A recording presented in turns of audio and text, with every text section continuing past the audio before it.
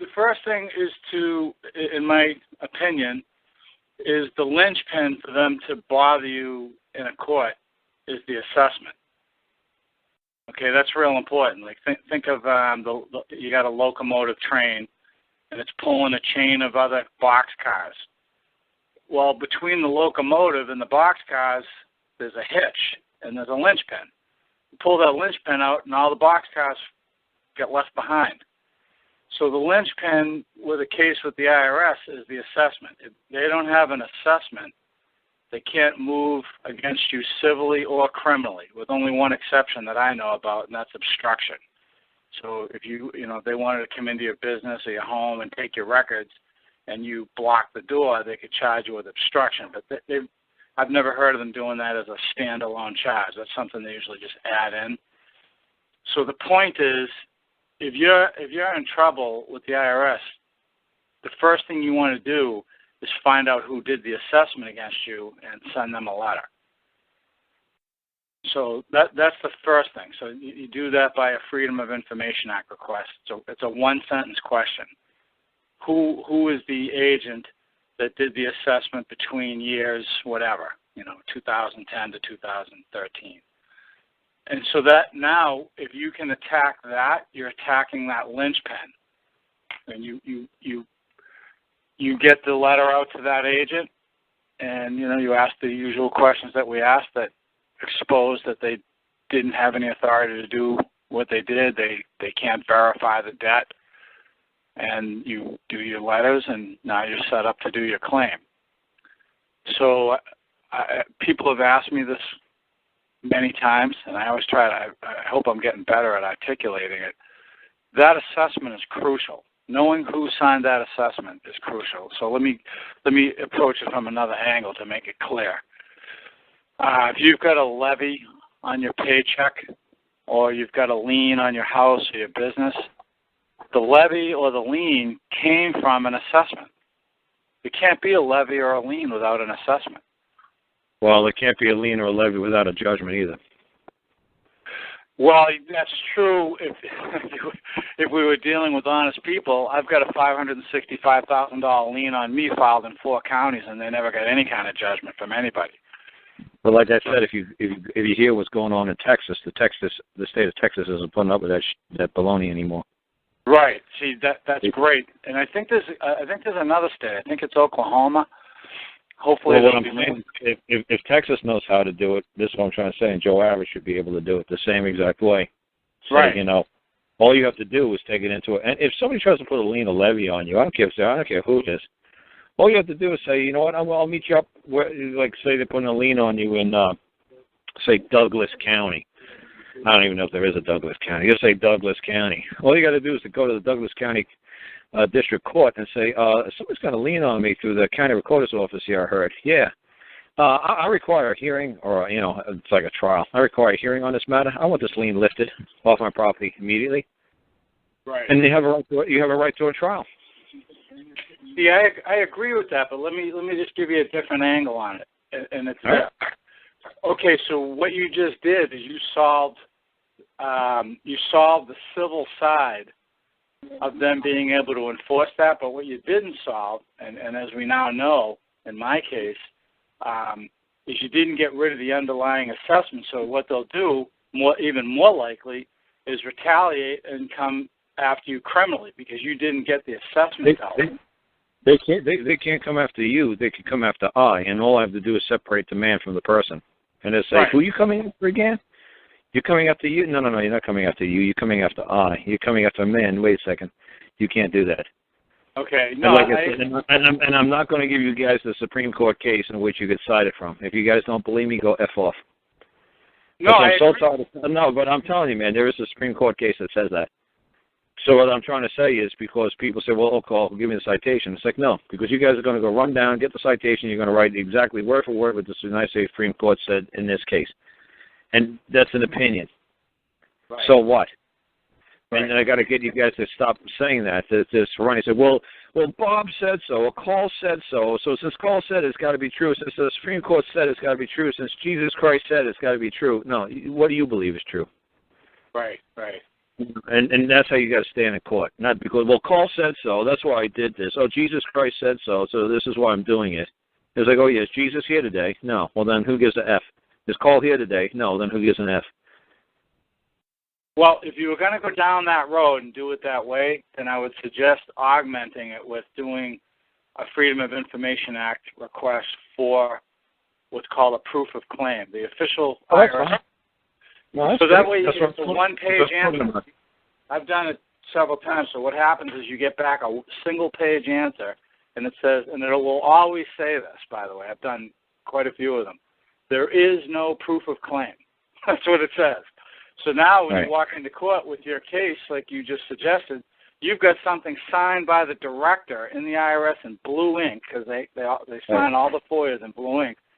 So the judge is in a box, or the magistrate. Right. Well, it's not right. It's not even so much the judge or the magistrate's in the box. It doesn't matter because it's your court. Right. You're not surrendering it to them. You're just saying to them, look, this is I'm having a hearing on this matter. So, like I said, it's still your court, and you're the one who informs the judge or the magistrate and says, this is what I want you to bear witness to. Right. I don't want you to judge anything. I just want you to bear witness that this was true, and nobody came forth to rebut it. I don't need your opinion. I just need you to bear witness that and then because that's what Gus told me that you forgot to do when you created your own little court there. You forgot to create the order of the court. Right. So when you guys make the claim, you guys got to make the claim, and you got to bring forth an order at the same time, not just a claim. Well, the other huge. If you don't bring forth the order, what are you ordering from them to do? Nothing. They just say, okay, you got a wonderful claim. Now what? Well, we did put an order in. What I'm trying to say, he told me you put it in the last second, but I'm trying to say to people got to understand they got to do both, and then not to do it in 2 seconds while they're standing outside of the courtroom.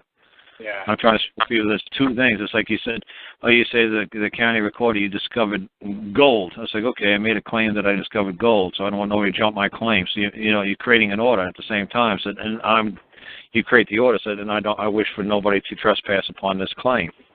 Right. You just make a simple claim. Yes, I found gold. Okay, great. Now, what do you want us to do with that? Well, I want you to file into the county recorder's office that I discovered gold and I don't wish anybody to trespass, and I'm going to work this field for 7 years, and after 7 years, anybody else can have at it. Right. Yeah. So you got to place a claim, and you got to place the order at the same time. Honestly, I'm glad that things went the way they did, because if I won, I wouldn't have learned much. But because it went wrong, we did a forensic on it and figured out everything we did wrong or I did wrong, and I learned a lot from that. I mean, it was just a great education. Yeah, it's like the one guy up there in Canada. I'm trying to remember the guy up there I think his name was Brian. Like, he won in a Canadian court. He said, like, when he was like 20 years old. It's like, yeah, but it's easy to win by default. It's easy to win when the other side didn't show up. So if the Chinaman didn't show up against you, you would have said, oh boy, I won. Right. How do you know? The guy didn't show up. Right. So I can't tell if it's truly a win unless you really had your day in court and everybody was there. And Right. Like I said, I want to see from beginning to end. Everybody was there. Everything went from beginning to end. That's what I want to see, and see how the results are then. I'm trying to remember if that's what you wanted me to answer on that IRS thing, but those are my two best learning lessons from 14 years of fighting them is do the FOIA to get the assessment, or in the example that you gave where, maybe you're strained. I remember you went on and on for about an hour explaining, like, I don't remember, it was the monetary or something. You were talking about something beyond. It was really interesting. Now I remember. So let me go back to that. That's an administrative approach that if you didn't know the common law and you weren't going to go down this path of filing a claim and getting your own lawsuit, there is a very powerful administrative process in their world. And so I remember what you're talking about, so I'll explain that, and I'll do it more briefly. What happened was in the mid-'90s, congressmen across the country were just getting thousands and thousands of letters about abuse. I remember watching it on CNN late at night. That's what we're talking about. Right. So they were flying these people, these victims, let's call them, in and interviewing them on the floor in Congress. And, I mean, it was horrendous stories, like people getting pulled over at the traffic lights and IRS agents surrounding them and pulling them through the window of the car and taking their wallet like a robbery, going into old age homes and taking wedding rings off of old ladies. I mean, it was just awful what these people were doing. So they, long story short, they held all these hearings. Then they began to put together a new law, and it was called the Internal Revenue Reform and Restructuring Act of 1998. Very significant. Also known as the Taxpayer Bill of Rights 3. I've read the whole thing many times. And the bottom line, you know, without going into all the detail, the outcome of it was there were certain remedies, and I've used these remedies for other people, and they worked very, very well. One guy got over a $500,000 lien that was on his personal account, his restaurant, and his wife's businesses, and got it removed in 10 days. So that was done by what's called a 911 form. You can Google that. That's right. That's what we were talking about. Now I remember.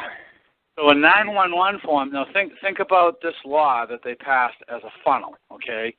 And the output of that funnel is these remedies. So the 911 form is one remedy. The other remedy is they said no longer can an IRS agent or officer do things without the prior approval of the Tax Inspector General. So it was almost like the Congress said, okay, we're going to make the Tax Inspector General the internal police force of the IRS. And so without going into a long thing on that, it has to do with criminal prosecution, certain types of assessments. So you can do a Freedom of Information Act request and say, hey, I want to see the matching contract, that's what it's called, that gave this agent the authority from the Tax Inspector General to do this action. I've done numbers of them, and every single time it comes back, no authority was granted. So that's remedy number two. Now, backing up a little bit, with the 911 form, make sure you follow. It's actually pretty simple, but you can screw it up if you don't read the instructions. A key thing in there is that they have to be causing you some type of harm. It can be mental terror. It can be the possibility of loss of your job. It can be that it's got to be some kind of hardship. It can be strain in your marriage. It can be you're not going to, if their assessment or levy or lien or whatever they're going to do goes through, you're not going to be able to pay your bills. So you got to be sure when you fill that 911 form out that you articulate what the hardship is. Now, here's the interesting thing. You file that with the taxpayer advocate. Every state has one. And the taxpayer advocate has the authority to stop any and all functions of the IRS relative to that matter, even criminal prosecutions. Now, I haven't personally seen that happen on a criminal prosecution, but I definitely have seen levies come off. I've seen liens come off. I've seen the last guy that I helped when I showed him how to do it and we did it. They not only removed the liens off the property, which is, that's kind of a major exercise. They've got to go to the county and lift the lien. The guy was an aggressive, mean, nasty guy. I'm sure nobody's ever heard that before. All of a sudden, he was a lamb. He was nice and polite and trying to help this guy. So it is a powerful tool. Now, there's a third tool came out of all this. This is my personal favorite. It's called if you Google 1203B, 1203B, allegation referral form. So it's form number 12217. So I'm rusty on this. 12217. So 12217. That's the form number. But the title of the form is 1203B because it's named after the statute at large that's section 1203B. So if you Google 1203B allegation referral form, there's a number of items for reporting malicious or fraudulent conduct by IRS agents. And I was told by a certain person that I know that works there, I don't know if it's true or not, that when one of those is filed against them, they can't go any higher in their career. So it can be for violation of constitutional rights. It can be threats, false assessments. You'll see it. It's right on the form. So that's a pretty good form. What I learned to make it effective is you want to have your congressman mail it. What I told the last guy I helped with one is take it to your congressman and have him mail it on your behalf, and they will do that for you.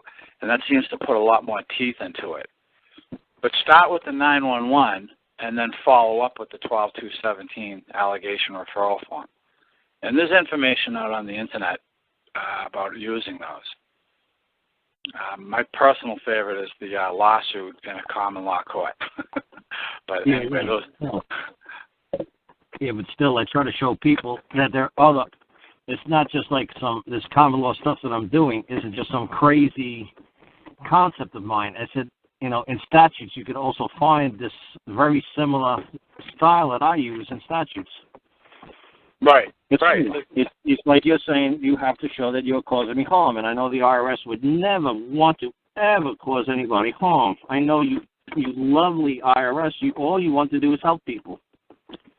Well, you just raised a really good point because you caught it right away, but I bet a lot of people listening didn't quite catch it.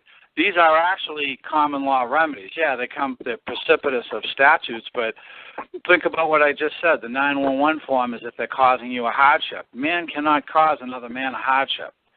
Right, and certainly his creation certainly cannot. The creation of another man can certainly not cause harm to another man.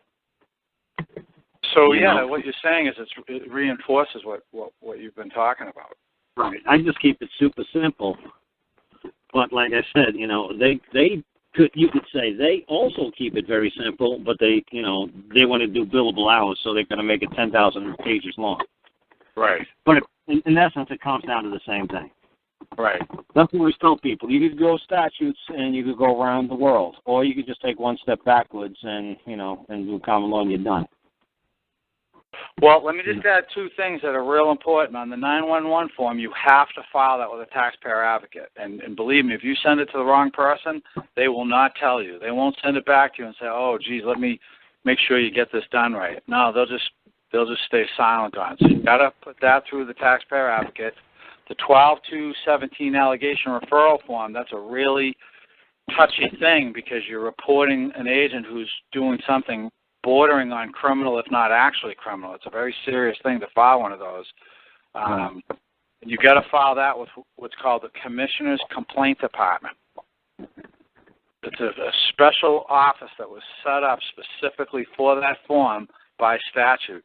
And you'll see that, when you get the form. But a lot of people, when they do them, like most people do things, kind of, they're frightened or they're desperate and they don't stop and think and take their time to do it right. They'll send it to the IRS commissioner or the chief counsel or somebody else.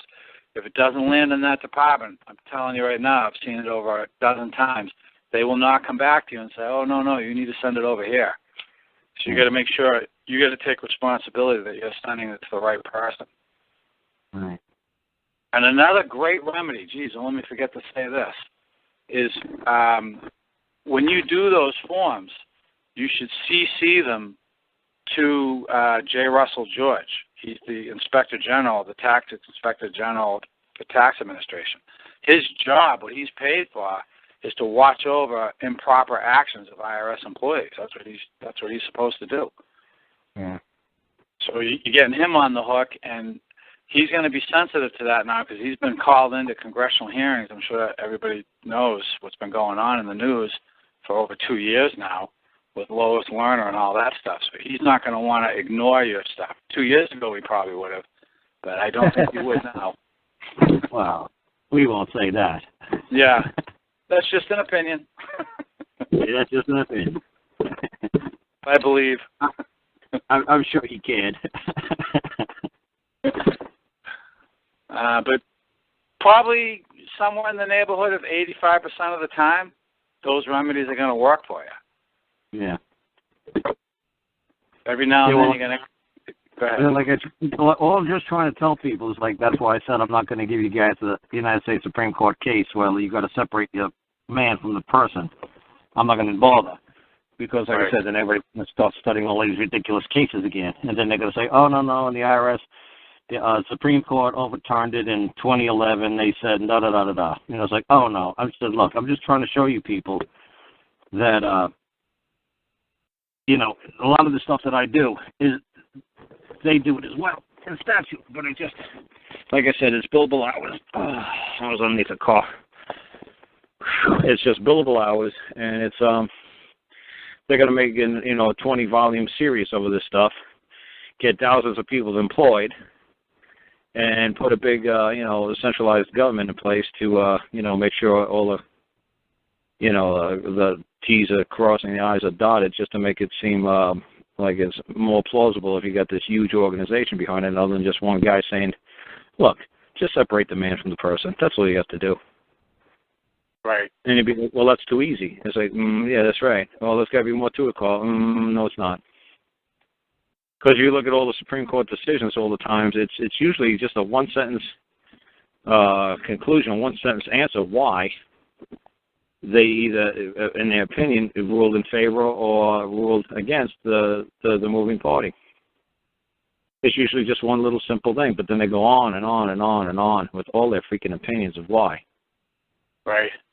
You know, it's because it's that thing. I'm trying to remember one of the most famous cases ever in the United States history was, I'm trying to remember off the top of my head right now. It was a slave that was in a free state that was brought back to a slave state, but there was in the contract between him and the original owner. Oh, man, somebody's got to know this case. Off the top of the head, black civil rights folks know this case like the back of their hand. And then when he died, his sister didn't honor the contract. She was from Massachusetts, and the Supreme Court ruled against the man. Oh, I wish I could remember what the name of the case is. As soon as somebody says it, I'm going to say, that's the case. But, like I said, I was just upside down under the dashboard of my car, man, so I'm a little lightheaded. It's pretty funny. But the opinion was the longest opinion. That's what anybody Googled. What was the longest opinion from the United States Supreme Court? And it was that case. Oh, I'd like to do that. Yeah, but what's funny is it said the very first sentence was all you had to read is that the court lacks jurisdiction to hear the matter. That was it. The court lacks jurisdiction to hear this case. Wow. And then they went on and on and on and on. It was with the longest opinion in history of the United States Supreme Court. And that's what I'm trying to tell you guys. Is usually, if you want to know the opinion of the ruling is one sentence long. Now, if you want to hear every one of the 9 judges, or however many judges they had back then, 13 judges, whatever they had, you could go on and on and on forever with listening to the opinions if you want to. Right. But it just clearly said that this court does not have jurisdiction over this matter. What it was is why they didn't have jurisdiction over the matter is because the man was considered property, and the court doesn't have this. The court doesn't have the capacity to tell another man what he can and cannot do with his property. So as far as the court was concerned, that black man was in a slave state, and the sister inherited the black man. So as far as they were concerned, it's property. But if you want to hear the most ridiculous, beat around the bush, go around the answer, go around the direct answer, they wouldn't just say property. They wouldn't use the word property. The courts have this huge aversion, this huge fear of using the word property in any of their rulings, because they know if you guys figure out what the word property means, they basically don't have a job. There's basically nothing left for them to do. Carl, So let me discuss real quick, man, what was that Supreme Court case? Hey, Gus, what was that? Gus, what was that famous Supreme Court case? Very famous civil rights Supreme Court case back in 1863. Supreme Court case. Yeah, back in 1863. About what? It was just the most famous case, the most longest written opinion ever in United States history. It's the most famous. Versus Georgia? No, that's from 1802. No, so like I said, if you go civil rights, just Google civil rights, United States Supreme Court case 1863. It'll pop it up in 2 seconds for me. But that's funny. I was asking Gus to find that out for me. I figured, as soon as you tell me, man, as soon as somebody tells me, man, that's my buddy starting up this little motorcycle here. Hang on there. I should mute myself out. I'll mute myself out for 2 seconds here.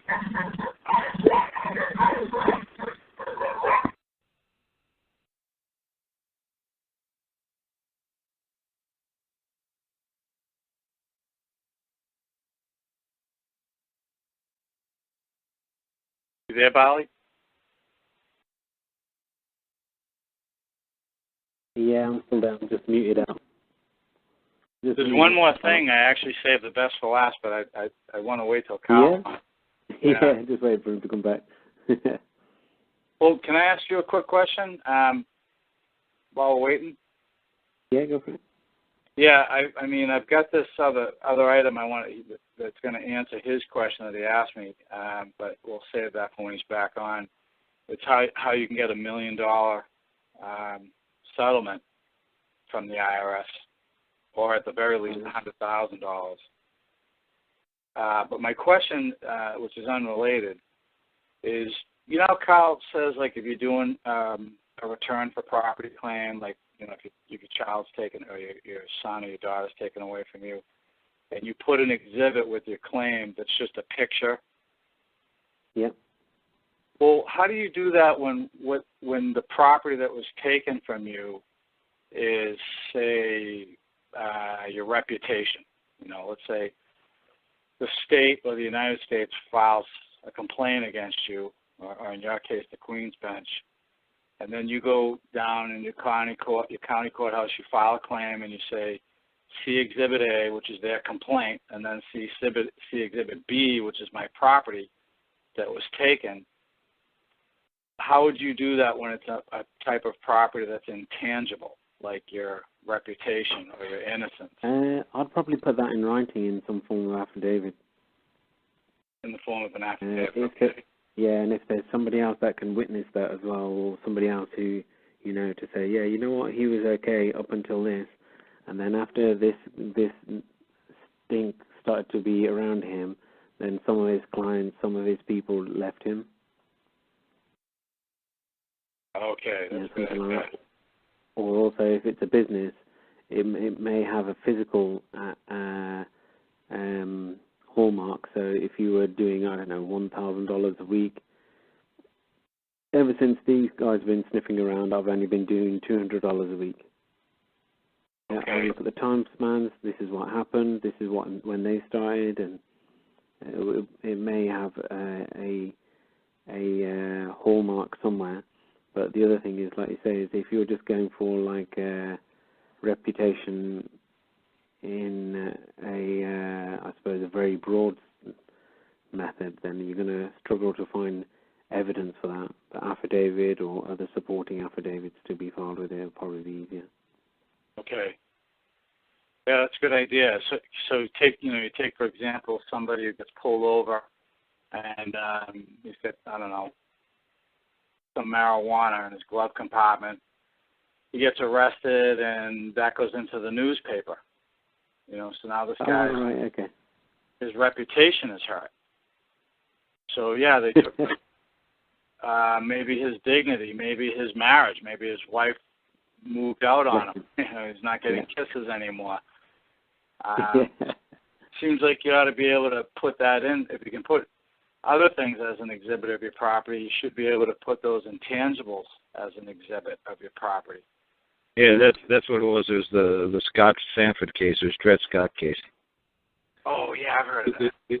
There was no master's property can be interfered with or ruled upon or made any decision on what a master could do with his property. It's very simple ruling. So it's funny. It's like that's why I call them my children my damn property. And that's it. There's no ruling. It's never been overturned. That a master can't be told what he can and cannot do with his property. I'm the master of that child. That is my property.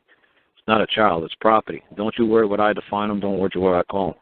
Well, we call them child. Well, I'm not we. I'm the master. I'm the creator. I call it property. Don't you worry what I call it. It's property. Believe me. Trust me. It's mine. Is it yours? No. Then back off. Well, we have a consensus here about our agency and our groups and our panels. It's that F your agency, F your consensus, F your learned studies and panels. It's not an effing child. It's my property. So see cases like that, man. Like I said, it's a two-sentence, like a ruling. But it's the longest, ruling in United States history, the longest opinion. And it's ridiculous. All they have to say is, we got no right to tell a man what he can and cannot claim is his. If it's his property, there's nothing we can do about it. Next case. But no, they had to make it the longest opinion in the United States. That's the case that started the Civil War. Right. Some people were trying to be like these greeny-weeny tree huggers and say, oh, no, a man has no right to property, like Karl Marx people. Karl Marx was popping up right around that time, too, saying that the first thing that, the state has to abolish is man's rights to property. That way man can't own slaves. Well, that's a little extreme, saying that nobody can own property. Just say, hey, how about we just all agree that no man can own another man? How about we start with that? Because that kind of makes sense. That kind of sounds silly, that no God can own another God. That kind of makes sense, that one can't own one. It's got to be something subordinate, something lower. It can't be something that's equal. So that's what it was the Scott Sanford case, and I couldn't remember it. The Scott Sanford case or Dred Scott. Like I said, I couldn't remember. I'm upside down and under. He took photos of me, a video of me on May 13th.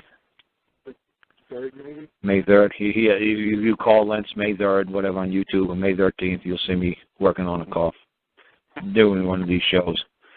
So right now I couldn't talk because I was upside down, so it's kind of hard to talk upside down. I'm a pretty big guy, so talk while I'm upside down is almost impossible.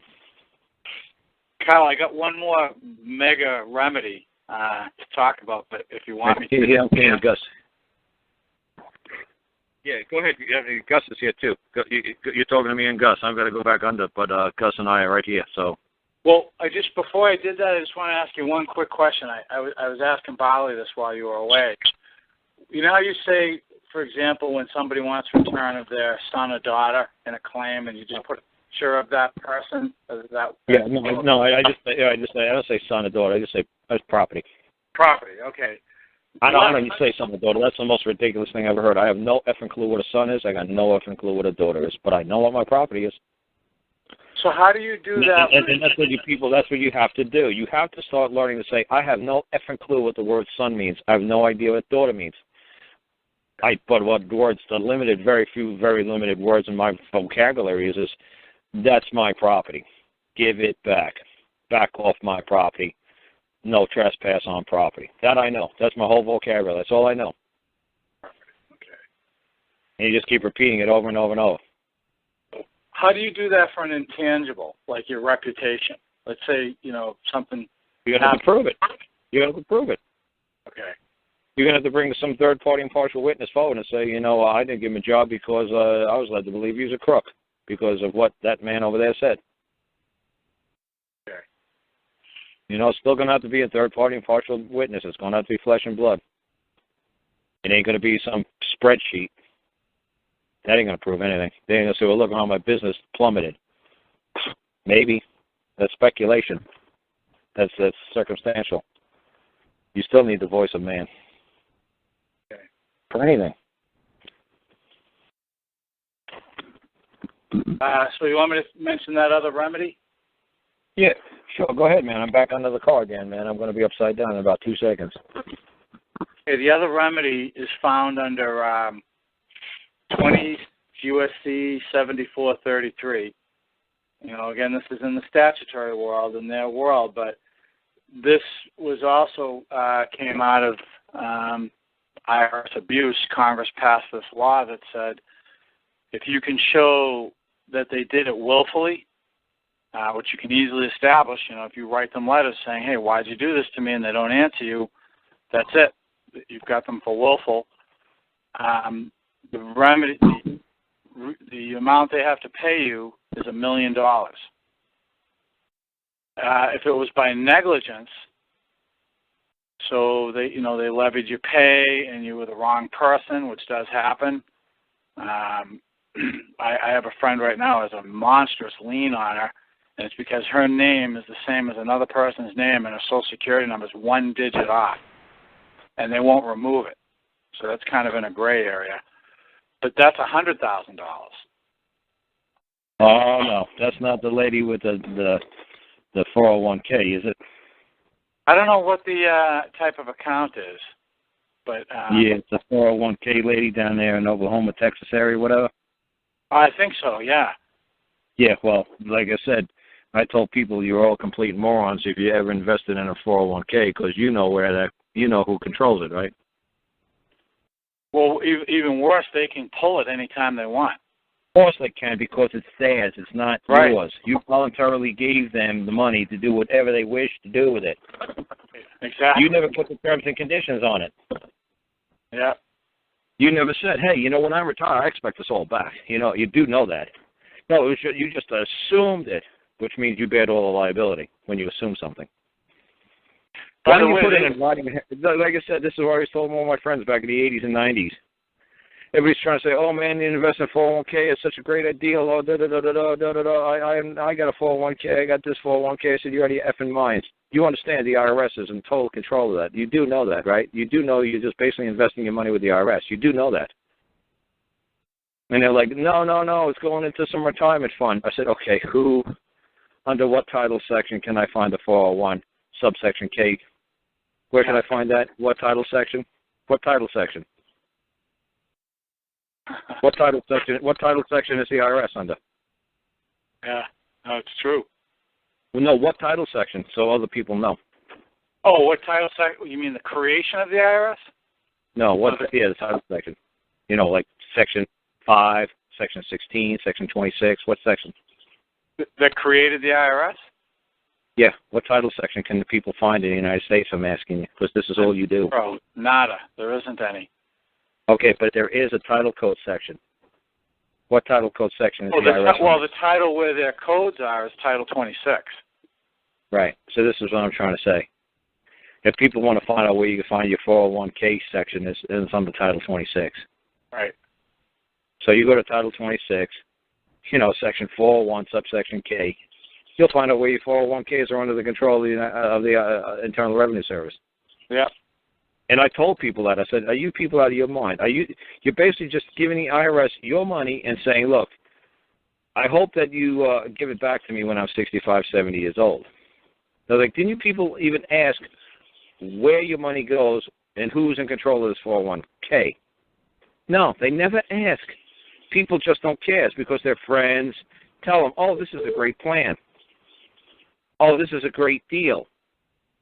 Oh, really? And then whatever the IRS says for any reason that you forgot to cross the T and dot the I back in 1993, so we're going to keep your 401k plan because of all the interest, taxes, and penalties that's accumulated since 1993, has come out to $1.7 million. And honestly, not only are we going to keep your 401k, we're going to leave your house and everything else until we get the rest of the remainder of the 1.7.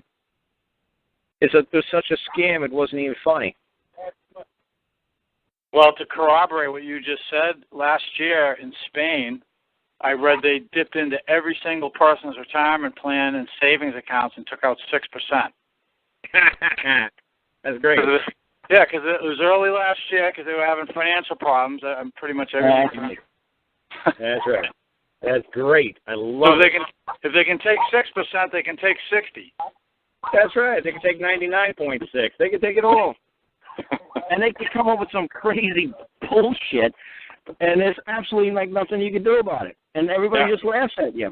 And you run around, like you said, there's this lady, she's running around trying to say, but wait. And nobody cares, lady. As long as it ain't happening to them, they don't care what's happening to you. Right. And she's screaming, this is so unfair. It's like, okay, then why in all that's holy did you not and just stick the money under your pillow and just, and just be happy? It's like, well, they told me, I wasn't going to get any, interest on the money. It's like, look, okay, before you hand somebody your money, it's like, okay, why don't you just hand me all your money, and I'll tell you in 40 years I'll give it back to you. Would you do it? You'd say, F no. Yeah. That's like, okay, so then you're putting into a 401k plan. Who's in control of that? It's like, well, I don't know. Well, but you're still just going to let a complete stranger hold all your money. I think some companies mandate it, though, Karl. Like, if you're working for a big corporation, I think... No, it's all voluntary. Oh, is it? Okay. Oh, yeah. It's always been voluntary. They can't order you to invest in 401k. They try to convince you that it's the best thing since sliced white bread. You know, like we'll match your funds. We'll do fund for fund, dollar for dollar. Right. Yeah. That's right. Right. So the company would say, "What do you got?" Believe me, I've had tons of companies ask me to join their 401, and I told them they're out of their effing minds. And it's like, "Oh, but look, we'll match you dollar for dollar." I don't give a F. They were like, "Well, how could you possibly lose?" I said, "It's run by the IRS." What do you mean, how could I possibly lose? I'm sure when I was 12 years old, I forgot to cross the T or dot the I somewhere, and they're going to hold it in interest and penalties and fees. It's going to be a couple of $1 billion I'm going to owe by the time I'm 65. Then I'm never going to see that money. What are you, out of your mind? I'm thinking back 20 years ago when they offered that. I've been out of corporate America for 25 years, but when they offered it, I can remember I used to tell people, you know, they can take that anytime they want, and people would say, they're not going to do that. Yeah, I must have heard that phrase 100. They're not going to do that. Well, they wouldn't do that to me. Maybe you, because you're dishonest. Yeah. But me, I'm a good person. They would never do that to me. Yeah, right. And he just laugh, he just smile. You go, okay, you'll see. So that's great that they did that to Spain, 6% across the board. The little old ladies, good, bad people, everybody. Yep. Oh, well. Everybody. All the good people they did it to. Oh, my goodness gracious, I can't believe they would do such a deed. Oh, that's so horrible. Yeah. What do you think they were going to do? Actually give it back to you with interest? Oh, you're too funny. And you believe them. See, now, I think this is an example of where I think her approach should be. I wonder what you think, is to get that assessment that served as the basis for that lien, and then go the claim, do her letters, and then do her claim. Yeah. You mean the lady with the 401k? Yeah. Yeah, but like I said, the only thing bad about it is what happens when you surrender something unconditionally. Yeah, I don't know. I haven't read the wording, but I think the magic of they own your ass. They own your ass. Ask Japan what happened after the war. Unconditional surrender. Ask them what that means. Read that treaty. That's a lot of fun. Where it basically says, well, not basically says, it like literally says, we own your dogs, your cows, your chickens, your sheep. I mean, it's so funny. There was nothing like the United States government left out. Like, don't think for a second that we're just taking over your government. No, we're taking over everything. Your cows, your chickens, your dogs, your cats. We're taking every effing thing. Yeah. So that was funny. That's unconditional. And we mean everything. We're taking everything. Not just your tanks and your planes. We're taking every effing thing. The only reason why you're going to be allowed to exist is by our blessings and our good graces. That's the only reason why you're going to exist on planet Earth. So like I said, when you unconditionally surrender your property, you better make sure you know who you're dealing with. Yeah. And everybody just goes nilly-willy and saying, I trust my company. They'll be there for 30, 40, 50 years. Oh, my company would never do that to me. They're good people that I work for. Like General Motors, They said, as goes General Motors, as goes the nation. That was the slogan when I was growing up. And then when all these little old ladies were getting ready to retire and start taking all their money out of General Motors stock, all of a sudden General Motors closed up, their stock collapsed. And then the little old ladies, stocks were worthless. Then they just issued new stocks like the following day. And all the ladies that invested trillions of dollars into GM stocks and all the union members who thought they were going to get, their union benefits from GM, they were all told, nope, GM restructured, sorry. It's like, wait a second, GM just closed the business for 13 seconds. What do you mean none of our benefits are going to be recognized? It's like, no, they restructured. They're sorry. And you just got to laugh. It's like, you mean you worked for them for 40 years and you expected something? Well, yeah. Well, what did you wind up getting? Nothing. Well, how are you going to sue them? We can't, we were told. That's right, you can't. Oh, well, next time you better know you're dealing with the devil, you better get it in writing. Yeah. And you kind of feel bad for people. You kind of feel bad for people because, like I said, they always nail people after they, when they're 50, 60, 70, 80 years old. They don't nail you when you're 20. Right. That's what they're doing. Well, because the account's so much bigger when you're older. That's right. They're not stupid. They're not going to come and get you when you're a kid. They're going to nail you when you're worth something. So you wasted not wasted. Well, you kind of did waste your whole life just building up this what you thought was a nest egg, so they could just come and take it in 10 seconds. And there's nothing you could do about it. And they all just laugh at you. They stand there and they laugh. Do you think she'd have a remedy if she was to do a lawsuit and? I don't know, man. I mean, how is she going to stylize it? What did they do wrong? What did the IRS do wrong? Well, I realize I've never read a 401k contract, but who's going to come in and take the witness stand and say X, Y, Z is true?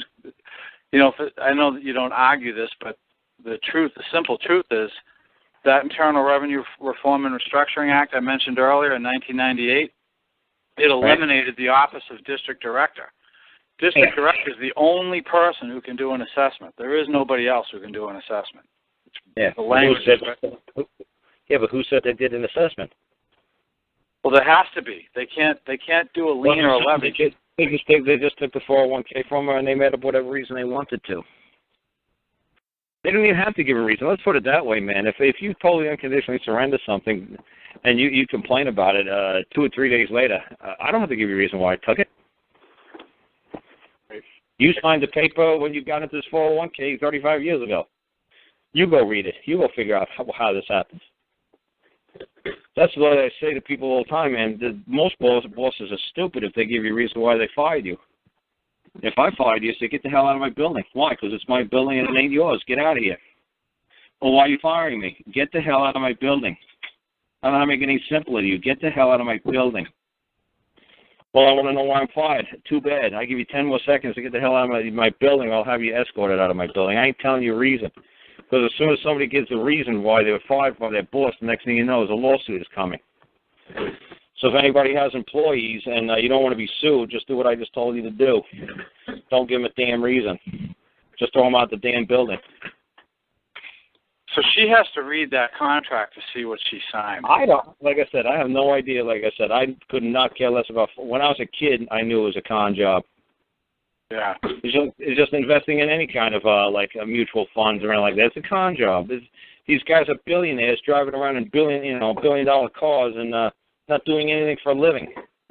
This money's coming from somewhere, and when the fund collapses, then what?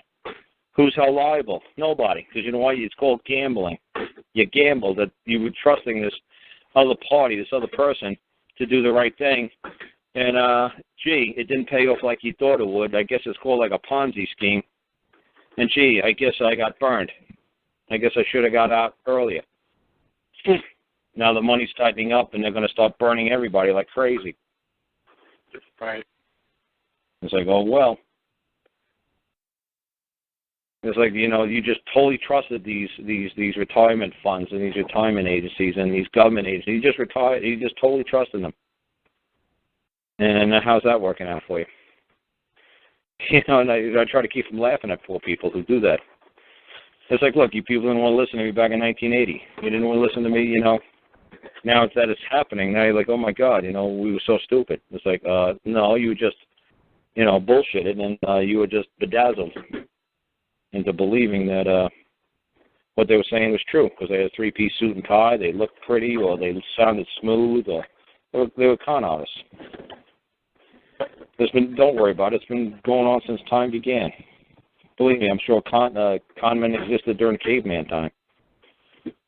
So what would be the most practical approach for her to take using the common law?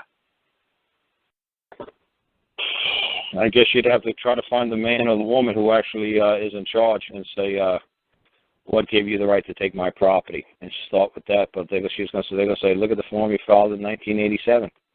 In 1986, when you first started with this 401, it says at any time we will, and anytime we wish. Like nobody ever reads these stupid terms and agreements of the contracts. Right. I mean, it's a shame. I mean, can you imagine all these little ladies who call me up and say, "Oh, General Motors collapsed overnight." Oh, the union people call me up. Oh, no, we're not getting any union benefits. What should we do? I guess go work for Ford. What can you do? You got conned. And they'll say everything was totally above the board. We always did everything in writing. We always gave you full disclosure. You did not have to put your money in here. Nobody put a gun to your head and told you. You had to do this. This is what you wish to do.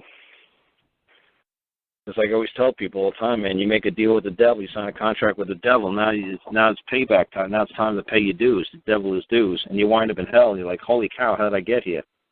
Like, didn't you read the fine print? Oh, no. Well, how about you got the rest of eternity to read it? Why don't you read it now? Holy crap, did I sign that? Yeah, you did. I guess I was young and impetuous and stupid, but you know what I'm saying? That ain't his problem. Your mom and daddy didn't teach you. You better read everything before you sign it. Like I said, my dad told me a million times, thank God he couldn't read or write English. He said an honest man would never be ever told to sign anything by another man. And an honest man could go his whole entire life without ever signing a document. If you sign a document once, okay. You sign it twice, you signed 2 times too many already. And everybody runs around planet Earth now signing their names away like it's a monopoly money. You guys are just throwing your names around, signing every damn thing they throw in front of you.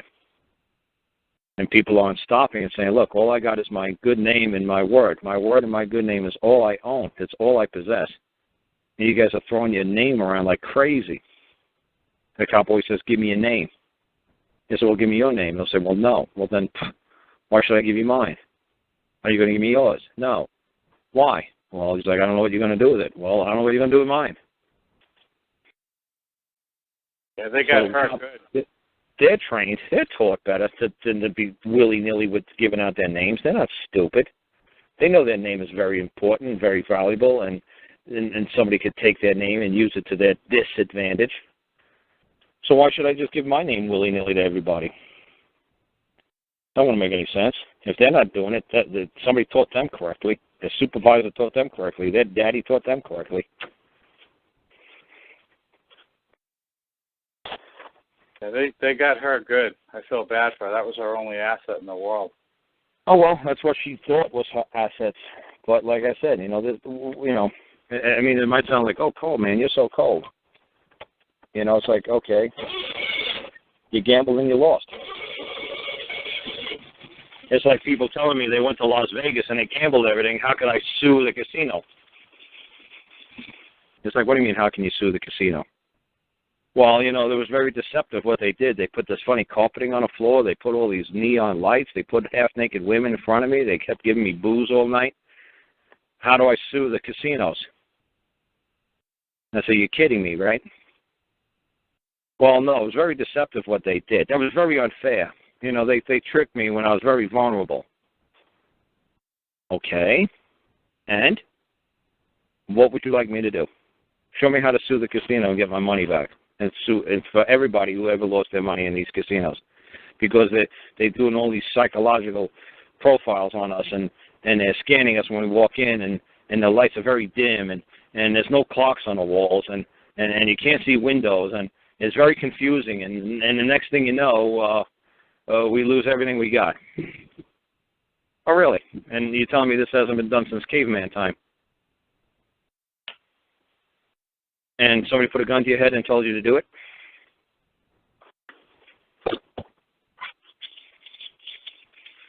It's a lot of fun. I mean, it's a lot of fun dealing with human beings. Because nobody wants to take liability for their own actions. Nobody wants to do it. Right. And people say, Carl, man, you're so cold. Like, Carl, you're so cold. It's like, no, I'm just telling you as it is. I'm sure you could call up a Rush Limbaugh guy or a Michael Savage or something like that, and they'll say, "Oh yeah, those Jew bastards, man, they run Wall Street, and those bastards, man, they always trick us. Oh, they've been pulling these scams for 5,000 years. Oh yeah, those dirty bastards." No, if you want to play that game, you better be a master at it or stay away. You want to deal with the devil, you better be a master at it, or you better stay away.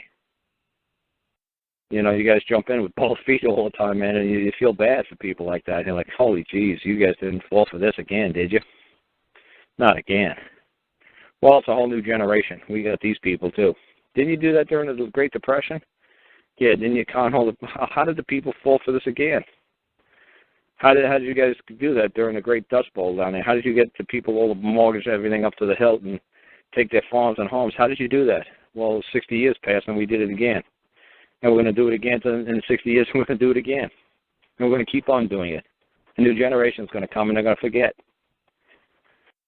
There's going to be commercials on TV again in, 30, 40 years that's going to say, oh, I bought 3 houses, no money down. This is so easy. Anybody could do it.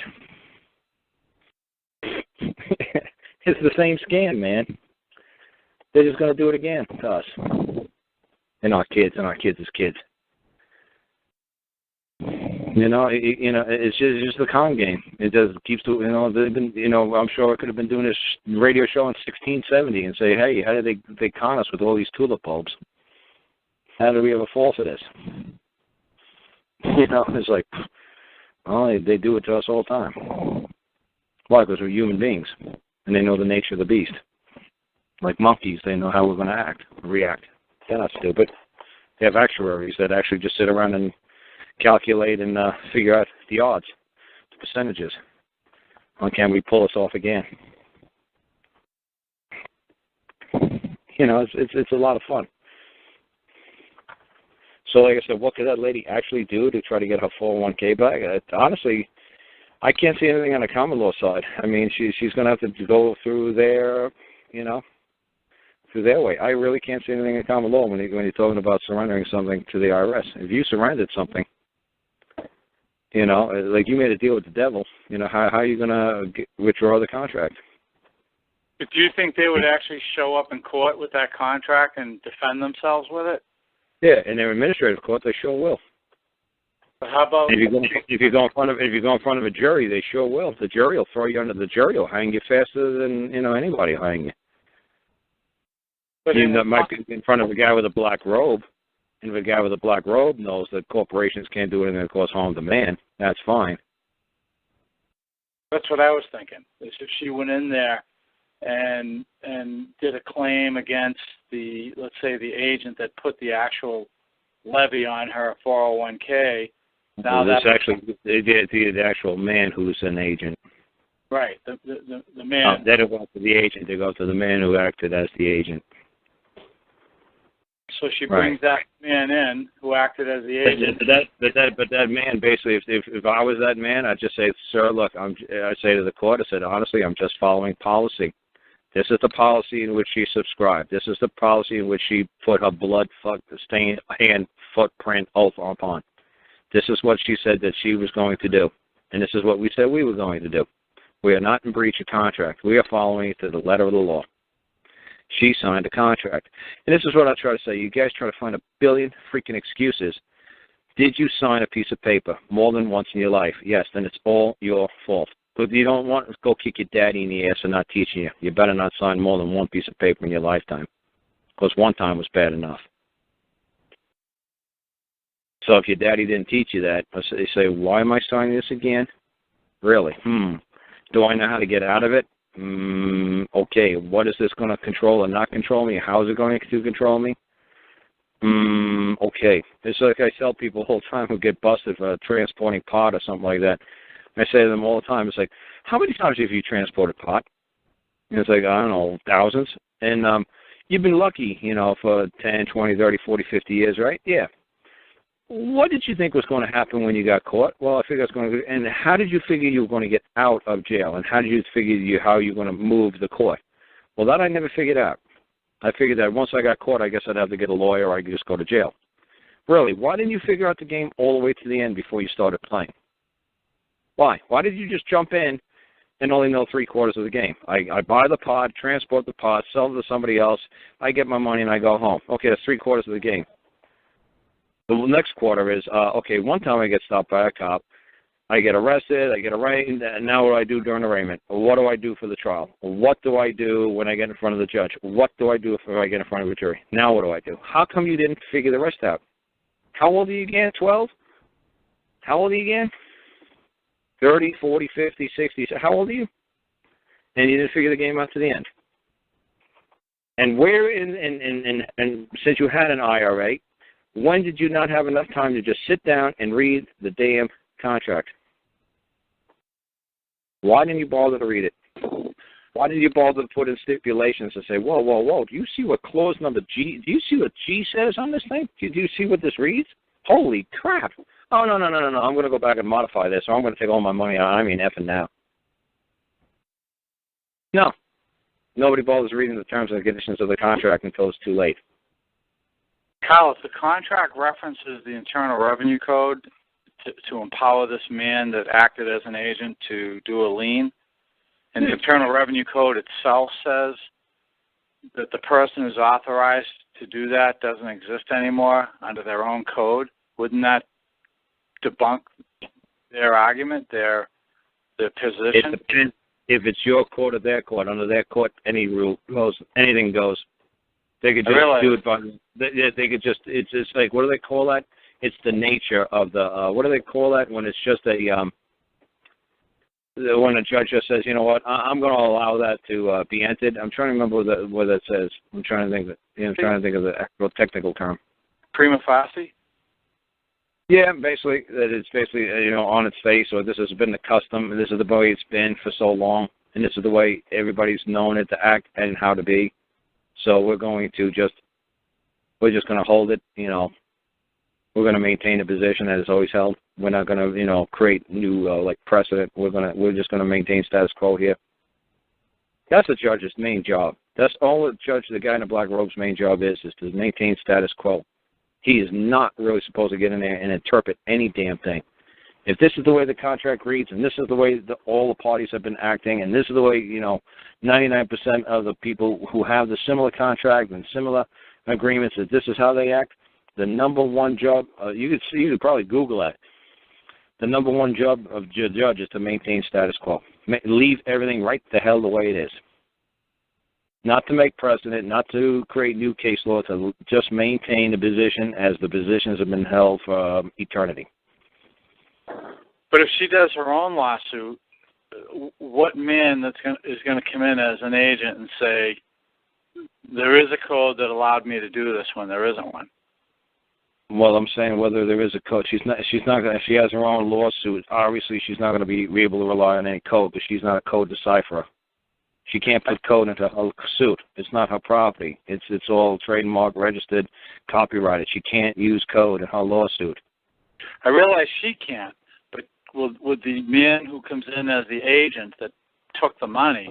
Well, what's her suit going to be? What all he's got to do is say to the court, read the contract that she signed.